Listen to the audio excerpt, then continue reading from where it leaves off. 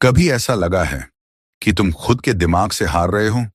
सुबह उठते ही सोच शुरू, रात को सोते वक्त भी सोच बंद नहीं होती। तुम खुद से पूछते हो, मैं इतना सोच क्यों रहा हूं? क्या मैं पागल हो रहा हूं? अगर यह गलत हुआ तो क्या मैं कभी सक्सेसफुल हो पाऊंगा? और यही सोच तुम्हें अंदर से तोड़ देती है।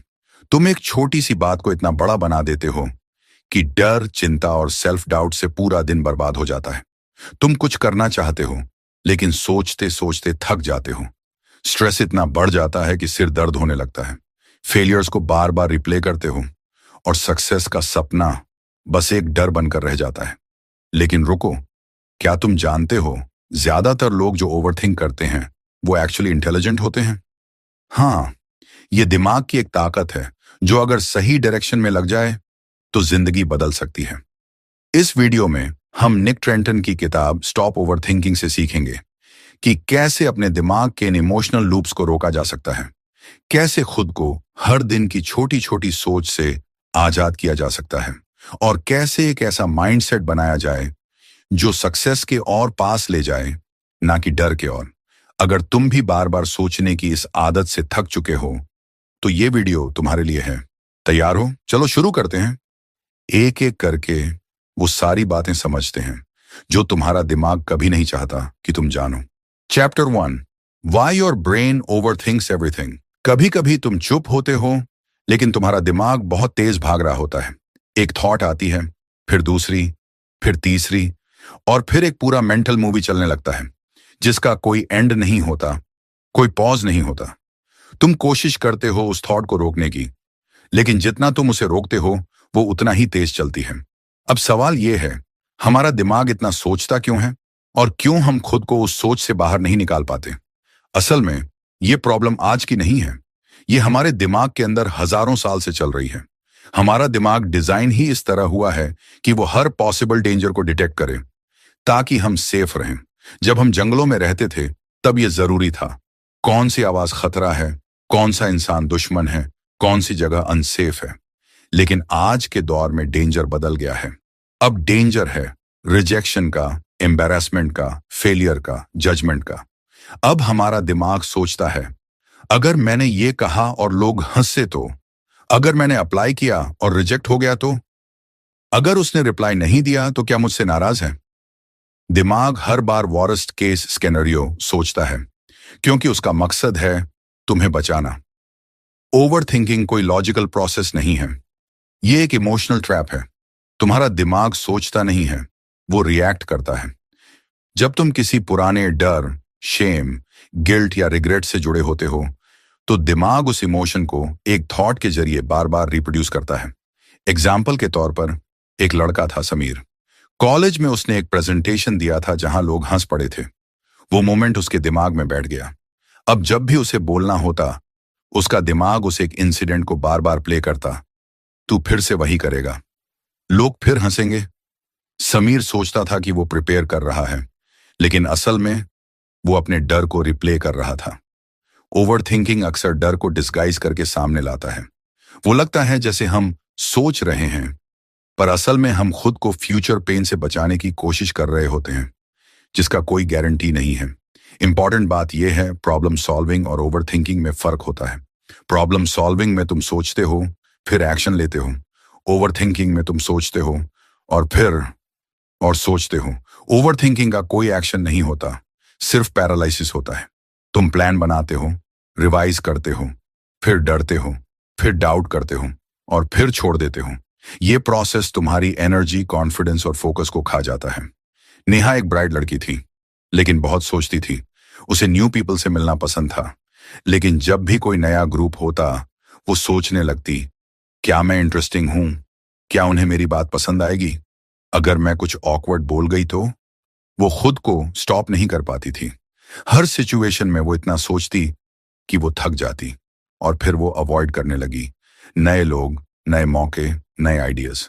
उसे लगने लगा कि सोचने से वो सेफ है, पर सच ये था, वो स्टक थी। प्रैक्टिकल टिप, जब भी दिमाग में कोई थॉट बार बार रिपीट हो, उसे पकड़ो और एक नाम दो, जैसे ये फ्यूचर फियर है या ये रिजेक्शन का डर है। उसके बाद खुद से कहो, मैं इस डर को देख सकता हूं, लेकिन मैं इससे कंट्रोल नहीं होने दूंगा। इसके बाद अपने अटेंशन को शिफ्ट करो, वॉक करो, जर्नल लिखो, किसी दोस्त से बात करो। ओवर थिंकिंग को तोड़ने का एक ही तरीका है, इंटरप्ट द लूप, और वो तब होगा जब तुम अवेयर रहोगे कि ये एक लूप है, लाइफ नहीं। ओवर थिंकिंग तुम्हारी गलती नहीं है, ये एक पुराने दिमाग की रिस्पॉन्स सिस्टम है, एक मॉडर्न दुनिया में। लेकिन अब वक्त आ गया है, उस दिमाग को तुम कंट्रोल करो, ना कि वो तुम्हें, ताकि तुम सोचो समझो लेकिन फंसो नहीं। Chapter 2, the emotional triggers behind over thinking. क्या तुम्हें कभी ऐसा लगा है कि तुम्हारे अंदर कुछ ऐसा चल रहा है जो तुम्हें बार बार सोचने पर मजबूर कर रहा है, पर तुम समझ नहीं पाते कि आखिर ऐसा क्यों हो रहा है? तुम सोचते हो कि तुम सिर्फ ज्यादा एनालाइज कर रहे हो, लेकिन असल में तुम फील कर रहे हो कुछ ऐसा जो दबा हुआ है, कुछ ऐसा जो शायद तुमने कभी फेस नहीं किया। और यही छिपे हुए emotions, fear, rejection, guilt, shame, तुम्हारी सोच को कंट्रोल कर रहे हैं बिना तुम्हें बताए। सबसे कॉमन इमोशनल ट्रिगर है डर। डर कुछ खोने का, डर खुद को गलत साबित करने का, डर मां कि लोग क्या सोचेंगे, डर नो कि तुम फेल हो जाओगे। राहुल को एक नई जॉब अपॉर्चुनिटी मिली थी, सैलरी अच्छी थी, काम भी पसंद था, लेकिन वो डिसाइड ही नहीं कर पा रहा था। वो बार बार प्रोस और कॉन्स की लिस्ट बनाता, हर फ्रेंड से एडवाइस लेता, सोचता रहता दिन रात। असल में वो सोच नहीं रहा था, वो डर रहा था। अगर मैंने गलत डिसीजन लिया तो? ये ओवर थिंकिंग एक सिग्नल था कि वो अपने डर को इग्नोर कर रहा था। कई बार हमें बचपन में, स्कूल में या रिलेशनशिप में रिजेक्शन मिला होता है, जिसका दर्द हमने छिपा दिया होता है, पर वो दबा हुआ इमोशन आज भी हमारे डिसीजंस पर असर करता है। तुम किसी को मैसेज करने से डरते हो, तुम किसी नए ग्रुप में शामिल नहीं होते, तुम कोई बोल्ड स्टेप नहीं लेते, क्योंकि अंदर कहीं रिजेक्शन का डर जड़ें जमा चुका होता है। और जब भी तुम किसी सिचुएशन में जाते हो जहां ये डर एक्टिव होता है, तुम सोचने लगते हो और फिर सोचते ही रहते हो। कई बार हम कोई गलती करते हैं या किसी को हर्ट कर देते हैं या खुद को ही ब्लेम करते हैं कि हमने कुछ सही नहीं किया। वो गिल्ट हमें सता नहीं रही होती ओपनली, लेकिन वो अंदर से हमें क्वाइटली कंट्रोल कर रही होती है। तुम सोचते हो, क्या मैं अच्छा इंसान हूं? क्या मैं डिजर्व करता हूं ये खुशी? क्या मैं फिर से वही गलती तो नहीं दोहराऊंगा? और इसी तरह गिल्ट तुम्हारे सोचने के पैटर्न को क्वाइटली स्लो पॉइजन की तरह शेप कर देती है। इमोशनल ट्रिगर्स छिपे होते हैं क्योंकि हम उन्हें रिकॉग्नाइज नहीं करते। हमें लगता है कि हम लॉजिकल हैं, पर हमारी सोच का 80% हिस्सा इमोशन से इन्फ्लुएंस होता है, जो सबकॉन्शियस में छिपे होते हैं।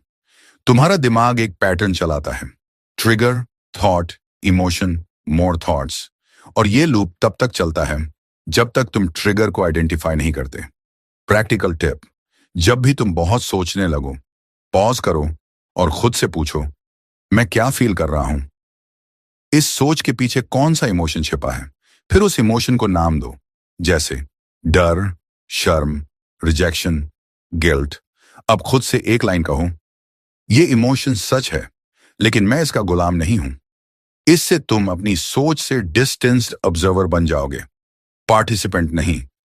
ओवरथिंकिंग एक सिम्टम है, असल कारण वो इमोशन है जो तुमने कभी ठीक से फील नहीं किया, प्रोसेस नहीं किया। जब तुम अपने इमोशंस को समझते हो तो तुम अपने थॉट्स को कंट्रोल करना सीखते हो। तुम्हारे अंदर ये ताकत है कि तुम डर, गिल्ट, रिजेक्शन को महसूस करके भी आगे बढ़ सकते हो।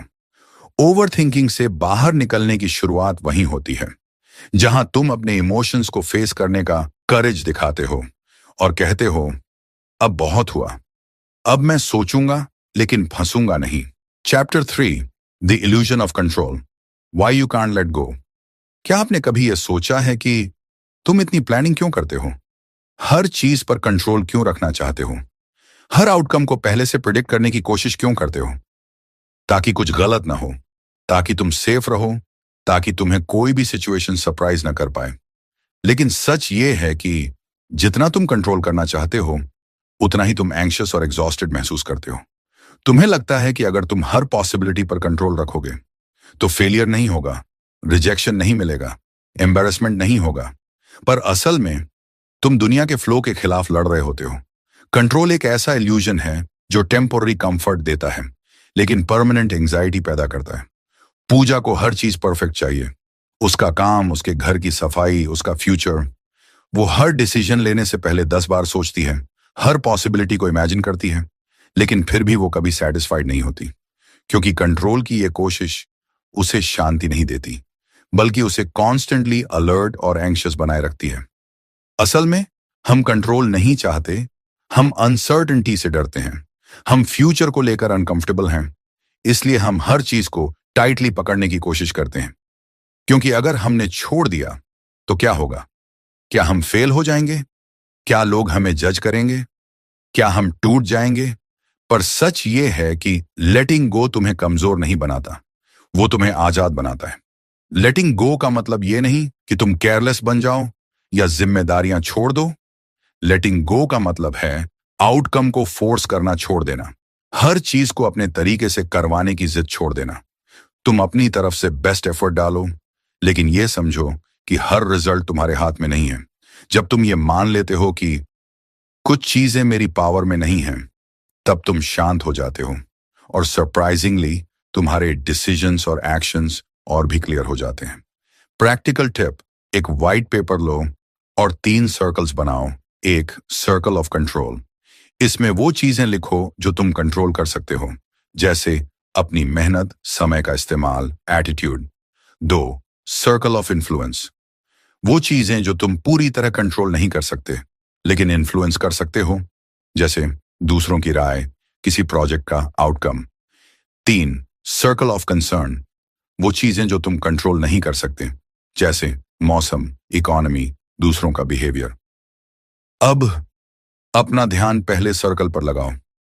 हर बार जब तुम्हारा माइंड ओवरथिंक करे, खुद से पूछो, क्या ये मेरी कंट्रोल वाली चीज है? अगर नहीं तो छोड़ दो।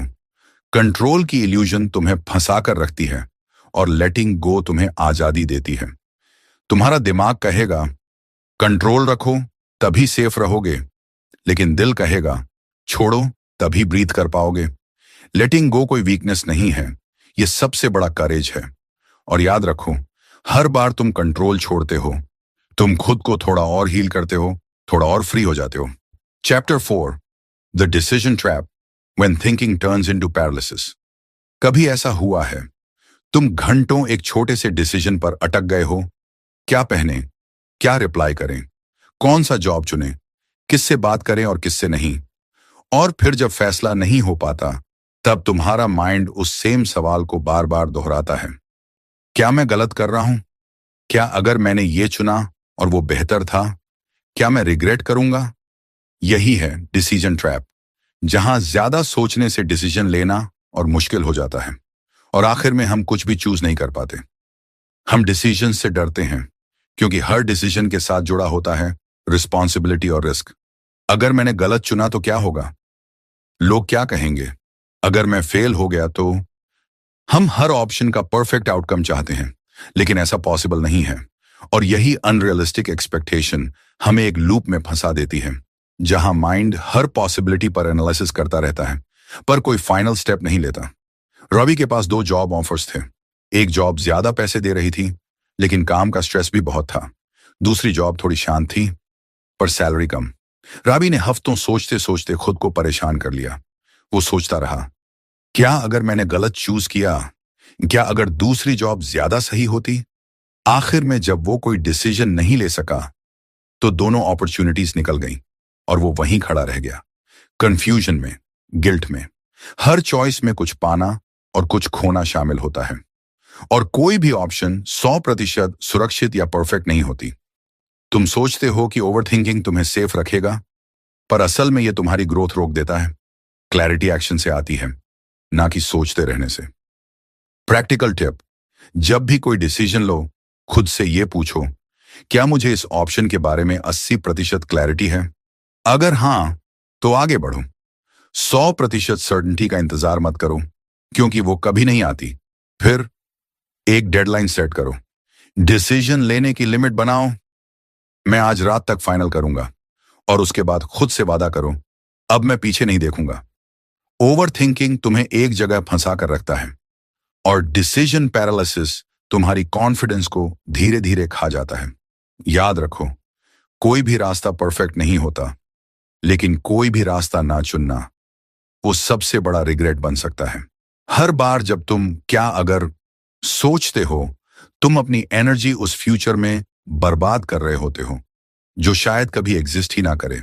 इसलिए चूज करो और उस चॉइस पर भरोसा रखो, क्योंकि डिसीजन लेना एक स्किल है और तुम्हें इसे प्रैक्टिस करना ही होगा अगर तुम आगे बढ़ना चाहते हो। यह वीडियो इस बुक का सिर्फ एक छोटा सा ओवरव्यू है। अगर तुम वाकई अपनी सोच, अपनी आदतें और अपनी जिंदगी को पूरी तरह रीबिल्ड करना चाहते हो, तो हम स्ट्रांगली रिकमेंड करते हैं कि इस बुक को पूरा पढ़ो। डिस्क्रिप्शन में लिंक दिया गया है। अभी ई बुक बाय करो और ओवर थिंकिंग को हमेशा के लिए खत्म करके एक पीसफुल और पावरफुल लाइफ की शुरुआत करो। 5. Silence your inner critic. कभी ध्यान दिया है, जब भी तुम कुछ नया करने की सोचते हो, तुम्हारे मन में एक धीमी लेकिन जहरीली आवाज उभरती है, तू इस लायक नहीं है, तेरे से नहीं होगा, लोग तुझे जज करेंगे। ये जो आवाज है, इसे कहते हैं इंटर क्रिटिक, और ये इंसान का सबसे खतरनाक दुश्मन होता है, क्योंकि ये बाहर नहीं अंदर बैठा होता है। कहां से आती है ये आवाज? ये आवाज हमारे पास्ट एक्सपीरियंसेस से आती है। बचपन में सुनी हुई बातें, जैसे तू हमेशा गलत करता है या दूसरे बच्चे तुझसे बेहतर हैं। शायद स्कूल में फेल होने पर शर्मिंदा किया गया हो या किसी ने पब्लिक में मजाक उड़ाया हो। इन सब ने हमारे अंदर एक इनविजिबल जज बिठा दिया है जो हर बार हमें नीचा दिखाने की कोशिश करता है। मीना एक टैलेंटेड डिजाइनर थी, पर जब भी उसे कोई बड़ा प्रोजेक्ट मिलता, उसका माइंड उसे डराने लगता। तू एक्सपर्ट नहीं है, तू बस लकी रही है। उसने कई बार खुद को रोका, प्रोजेक्ट्स रिजेक्ट किए, अपॉर्चुनिटीज छोड़ी, क्योंकि वो अपने अंदर की आवाज को सच मानने लगी थी। लेकिन जब उसने ये समझा कि ये वॉइस उसकी असलियत नहीं, सिर्फ उसका डर है, तब उसने खुद को धीरे धीरे संभालना शुरू किया। Practical tips. 1. उस आवाज को पहचानो। अगली बार जब वो वॉइस बोले तू लायक नहीं है, खुद से पूछो, क्या ये सच है या सिर्फ डर बोल रहा है? 2. काउंटर स्टेटमेंट्स बनाओ। जब माइंड कहे तू फेल हो जाएगा, जवाब दो, हां पर मैं सीखूंगा भी। अचीवमेंट्स की लिस्ट बनाओ। अपने छोटे से छोटे अकॉम्प्लिशमेंट्स को भी लिखो, ताकि जब माइंड अटैक करे, तुम्हारे पास प्रूफ हो कि तू कर सकता है। 4. अपने आप को दोस्त की तरह बात करें। जैसे तुम अपने किसी दोस्त को प्यार से सपोर्ट करते हो, वैसे ही खुद से बात करना शुरू करो। इनर क्रिटिक को चुप कराना आसान नहीं है, पर नामुमकिन भी नहीं। हर बार जब तुम खुद को रोकोगे, तुम एक नए फ्यूचर का दरवाजा बंद करोगे। लेकिन जब तुम कहोगे मैं डरता हूं लेकिन फिर भी करूंगा, तभी तुम उस वॉइस को पीछे छोड़ पाओगे और अपनी सच्ची आवाज को सुन पाओगे, जो कहती है आप पर्याप्त हैं, बिल्कुल आप जैसे ही। Chapter 6. Detach from what doesn't matter. जो चीजें और लोग आपकी शांति छीनते हैं, उनसे खुद को अलग करना सीखो। कभी ऐसा महसूस किया है कि कुछ चीजें या कुछ लोग हर बार तुम्हारी एनर्जी को खींच लेते हैं? जैसे हर दिन तुम कोशिश करते हो खुश रहने की, लेकिन कोई ना कोई बात अंदर से तोड़ देती है। कभी किसी टॉक्सिक रिश्ते की वजह से, तो कभी किसी की अनावश्यक अपेक्षा की वजह से, या फिर सोशल मीडिया पर दूसरों की जिंदगी देखकर खुद को छोटा समझने की वजह से। तुम्हारा दिमाग बार बार उन्हीं बातों में उलझता है जो मैटर ही नहीं करती, लेकिन तुम्हारी पीस छीन लेती है। राजात एक शांत और इंट्रोवर्टेड इंसान था। उसका एक दोस्त विक्राम हमेशा उसे नीचा दिखाता था, बात बात पर सार्केस्टिक कमेंट्स करता था। फिर भी राजात उसे अपना दोस्त मानता रहा, क्योंकि पुरानी दोस्ती थी। धीरे धीरे वो खुद पर डाउट करने लगा, क्या मैं सच में इतना बोरिंग हूं? क्या मेरी लाइफ में कुछ खास नहीं हो रहा? उसकी सेल्फ वर्थ धीरे धीरे गिरने लगी। एक दिन राजात ने खुद से पूछा, मैं इस रिश्ते में क्यों हूं? क्या ये मुझे ग्रो कर रहा है या सिर्फ नुकसान पहुंचा रहा है? वो मोमेंट एक वेकअप कॉल था। उसने विक्राम से दूरी बनाई और अपनी एनर्जी उन लोगों और चीजों में लगाई जो उसे अपलिफ्ट करते थे। कुछ ही महीनों में उसका कॉन्फिडेंस, मेंटल हेल्थ और पीस वापस आने लगी। अब सवाल यह है, आप कैसे खुद को डिटैच करें? Practical tip. 1. इमोशनल इन्वेंट्री लो। सोचो कौन सी चीजें या लोग तुम्हें एंजाइटी, स्ट्रेस या नेगेटिविटी देते हैं, उन्हें लिस्ट करो। 2. बाउंड्रीज सेट करो। हर इंसान से रिलेशनशिप जरूरी नहीं होता। डिस्टेंस रखना भी सेल्फ केयर है। 3. Social detox. जिन चीजों से कंपैरिजन या गिल्ट बढ़ता है, उन्हें अनफॉलो या म्यूट कर दो। तुम्हारा माइंड तुम्हारा टेम्पल है। 4. Remind yourself everything isn't worth your energy. Her comment, her opinion, her relationship important नहीं होता। अगर वो तुम्हारी पीस ले रहा है, छोड़ दो। डिटैचमेंट का मतलब सेल्फिश होना नहीं है, बल्कि यह समझना है कि तुम्हारी मानसिक स्वास्थ्य सबसे ज्यादा महत्वपूर्ण है। जो चीजें या लोग तुम्हें ड्रेन करते हैं, उनसे अलग होना एक उपहार है, एक फ्रीडम है और एक बहुत बड़ा स्टेप है खुद से प्यार करने की तरफ। Chapter 7, break the habit loop. कभी गौर किया है, सुबह उठते ही माइंड दौड़ने लगता है। आज क्या होगा, कोई गलती ना हो जाए, वो बात मैंने कल सही कही थी या नहीं। और ये सिर्फ एक दिन की बात नहीं है, हर रोज हर पल एक ही लूप में फंसे रहते हो बिना पॉज लिए। ओवर थिंकिंग अब तुम्हारा हैबिट बन चुका है। हैबिट लूप 3 चीजों से बनता है, ट्रिगर, रूटीन और रिवॉर्ड। ओवर थिंकिंग भी इसी पैटर्न पर चलता है। ट्रिगर, कोई छोटी बात जैसे किसी का मैसेज ना आना। रूटीन, तुम उसी के बारे में बार बार सोचते हो। रिवॉर्ड, तुम्हें लगता है कि सोचने से तुम कंट्रोल में हो, लेकिन असल में तुम एंग्शियस हो रहे होते हो। तान्या हर छोटी बात पर सोचती रहती थी, क्या मैंने सही कहा? अगर उन्होंने बुरा मान लिया तो? धीरे धीरे उसका कॉन्फिडेंस खत्म होने लगा। वो हर बातचीत से डरने लगी, क्योंकि उसके माइंड ने ओवरथिंकिंग को एक डिफॉल्ट हैबिट बना लिया था। पर जब तान्या ने इस लूप को पहचान लिया, तो वो धीरे धीरे इससे बाहर आने लगी। प्रैक्टिकल टिप्स, हैबिट लूप को कैसे तोड़ें। 1. अवेयरनेस लाओ। सबसे पहले यह समझो कि तुम कब और क्यों ओवरथिंक करते हो। हर बार नोट करो, ट्रिगर क्या था, पैटर्न को तोड़ो। जैसे ही ओवरथिंकिंग शुरू हो, कुछ अलग करो, जैसे टहलने निकल जाओ, कोल्ड वाटर से फेस वॉश करो या 5 गहरे सांस लो। 3. पॉजिटिव रिवॉर्ड दो। जब तुम ससफुली खुद को रोकते हो, तो खुद को रिवॉर्ड दो, चाहे एक छोटी सी तारीफ ही क्यों ना हो। 4. Daily journaling. माइंड में जो भी चल रहा है उसे पेपर पर निकाल दो। इससे थॉट्स बाहर आ जाते हैं और माइंड हल्का हो जाता है। 5. माइक्रो हैबिट्स बनाओ, जैसे हर दिन 10 मिनट साइलेंस में बैठना। ये छोटे छोटे एक्शंस धीरे धीरे माइंड को रिवायर करते हैं।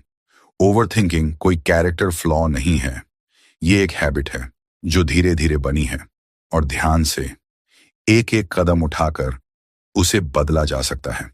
जब तुम अवेयरनेस और एक्शन को कंबाइन करते हो, तब तुम सिर्फ सोचते नहीं, जिंदगी को फील करना शुरू कर देते हो। Chapter 8, train your mind for piece. क्या कभी तुम्हारा माइंड इतनी तेजी से भागता है कि तुम खुद को थका हुआ फील करते हो बिना कुछ किए? हर चीज में डिस्ट्रैक्शन, हर थॉट में कंफ्यूजन और हर साइलेंस में ओवरथिंकिंग। शांति जैसे गायब हो चुकी है। लेकिन एक बात ध्यान से समझो, माइंड को शांत करना पॉसिबल है, तुम्हें बस उसे ट्रेन करना सीखना होगा। पीसफुल माइंड कोई गिफ्ट नहीं है, ये एक स्किल है। हाँ, जैसे मसल्स जिम में बनती हैं, वैसे ही शांति, फोकस और क्लैरिटी दिमाग की मसल होती है, जो प्रैक्टिस से स्ट्रांग बनती है। रोहित एक आईटी जॉब में था, डेडलाइन, प्रेशर और रिस्पॉन्सिबिलिटी से भरा हुआ। हर रोज एंग्शियस फील करता था। उसे लगता था कि वो कभी रिलैक्स नहीं कर पाएगा। लेकिन उसने एक सिंपल रूल फॉलो किया, हर दिन सिर्फ 15 मिनट अपने माइंड को ट्रेन करने के लिए देना है। 3 महीने में ही उसका माइंड शांत, फोकस्ड और बैलेंस्ड हो गया। प्रैक्टिकल टिप, माइंड को कैसे ट्रेन करें। 1. माइंडफुल ब्रीदिंग, 5 मिनट रोज। बस अपनी सांस पर ध्यान दो, इनहेल, एक्सहेल। जब भी माइंड भटके, प्यार से वापस सांस पर लाओ। 2. सिंगल टास्किंग प्रैक्टिस, एक समय में सिर्फ एक काम करो। फोन देखते हुए खाना मत खाओ या काम करते हुए सोशल मीडिया स्क्रॉल मत करो। 3. डिजिटल डिटॉक्स, दिन में कम से कम 1 घंटा फोन साइलेंट करके नेचर या बुक्स के साथ टाइम बिताओ। इससे माइंड नेचुरली काम हो जाता है। 4. ग्रैटिट्यूड जर्नलिंग, रोज रात को दिन में 3 चीजें लिखो जिनके लिए थैंकफुल हो। इससे माइंड पॉजिटिविटी की तरफ रिवायर्ड होता है। 5 मिनट मेडिटेशन विजुअलाइजेशन। 5 मिनट खुद को शांत लेक के पास इमेजिन करो। सुनो हवा की आवाज, महसूस करो ठंडी हवा। इससे माइंड इंस्टेंटली शांत हो जाता है। तुम्हारा माइंड तुम्हारा दुश्मन नहीं है, उसे बस सही डायरेक्शन चाहिए। हर दिन थोड़ा थोड़ा प्रैक्टिस करके तुम खुद को उस वर्जन में बदल सकते हो जो शांत, सेंटर्ड और क्लियर हो, केओस में भी खुद को खोए बिना जी सके। Chapter 9, live in the now, the present moment fix. कैसे अपने माइंड की टाइम ट्रैवलिंग बंद करें और असल जिंदगी से दोबारा जुड़ें। कभी ऐसा लगा है कि तुम फिजिकली कहीं और हो लेकिन मेंटली या तो पास्ट की गिल्ट में उलझे हो या फ्यूचर की चिंता में डूबे हो, जैसे माइंड लगातार टाइम ट्रैवल कर रहा है। क्या होता अगर अगर ऐसा ना होता तो कल क्या होगा, कहीं मैं फेल तो नहीं हो जाऊंगा।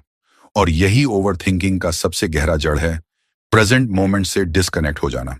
सिमरान एक मार्केटिंग जॉब में थी, एम्बिशियस थी, लेकिन हर रोज की एंग्जाइटी उसे अंदर से तोड़ रही थी। वो कॉन्स्टेंटली सोचती रहती, क्या मैं परफेक्ट हूं? अगर क्लाइंट नाराज हो गया तो? मैंने पिछले प्रेजेंटेशन में जो गलती की, लोग क्या सोच रहे होंगे? उसकी जिंदगी चल रही थी, लेकिन वो खुद उस जिंदगी में मौजूद नहीं थी। एक दिन उसकी थेरेपिस्ट ने बस एक बात कही, तुम अभी में नहीं जी रही हो, तुम हर मोमेंट को मिस कर रही हो। उसने प्रेजेंट मोमेंट पर ध्यान देना शुरू किया। हर बार जब माइंड भागता, वो खुद से कहती, स्टॉप, वापस आ जाओ, अभी यही सब कुछ है। अब सवाल ये है, तुम कैसे अभी में जीना सीखो। प्रैक्टिकल टिप 1, 5 सेंसेस तकनीक। अभी देखो, अभी सुनो, अभी महसूस करो, अपने सराउंडिंग्स पर ध्यान दो। लाइट, साउंड, स्मेल, माइंड खुद ही ग्राउंडेड हो जाएगा। 2, माइक्रो माइंडफुलनेस। हर छोटे काम को ध्यान से करो, जैसे चाय पीते वक्त उसकी खुशबू और स्वाद पर ध्यान देना। ये छोटी माइंडफुलनेस तुम्हारे माइंड को अब में लाती है। 3, थॉट कैचिंग। जब भी माइंड फ्यूचर या पास्ट में भागे, खुद से सॉफ्टली कहो, अब कुछ नहीं हो रहा, सब ठीक है, मैं सेफ हूं। 4, डेली चेक इन। दिन में एक पॉज लो, खुद से पूछो, मैं अभी क्या महसूस कर रहा हूं। ये अवेयरनेस तुम्हें प्रेजेंट में वापस लाएगी। प्रेजेंट मोमेंट बोरिंग लग सकता है, लेकिन असली शांति, खुशी और क्लैरिटी इसी में छिपी है। क्योंकि जब तुम अभी में जीना सीख लेते हो, तभी तुम ओवरथिंकिंग से आजाद होते हो और अपने असली सेल्फ से कनेक्ट हो पाते हो, बिना गिल्ट, बिना डर, सिर्फ सच में जीते हुए। कंक्लूजन, अब तुम्हारे पास वो समझ है जो तुम्हें ओवरथिंकिंग के चक्र से आजाद कर सकती है। अब ये तुम्हारे ऊपर है कि तुम सिर्फ सुनकर भूल जाओगे या फिर इन बातों को अपनी जिंदगी में उतार कर खुद को बदल दोगे। ओवरथिंकिंग सिर्फ एक आदत नहीं है, ये एक जेल है जो तुम्हारी खुशी, तुम्हारा फोकस और तुम्हारा फ्यूचर छीन लेती है। लेकिन अच्छी बात यह है कि इसका रास्ता भी तुम्हारे अंदर ही छुपा है। हर चैप्टर में जो टिप्स और स्ट्रैटेजीज दिए गए हैं, अगर उन्हें ऑनेस्टली फॉलो किया जाए तो तुम अपने माइंड को शांत करना सीख सकते हो, अपने डिसीजंस को क्लियर बना सकते हो और एक ऐसी जिंदगी जी सकते हो जहां पीस और कॉन्फिडेंस दोनों साथ हों। अगर तुम्हें यह वीडियो पसंद आया हो तो सब्सक्राइब करना मत भूलना और डिस्क्रिप्शन में दिए गए लिंक से ई बुक जरूर बाय करना, क्योंकि पूरी बुक पढ़ने के बाद तुम सिर्फ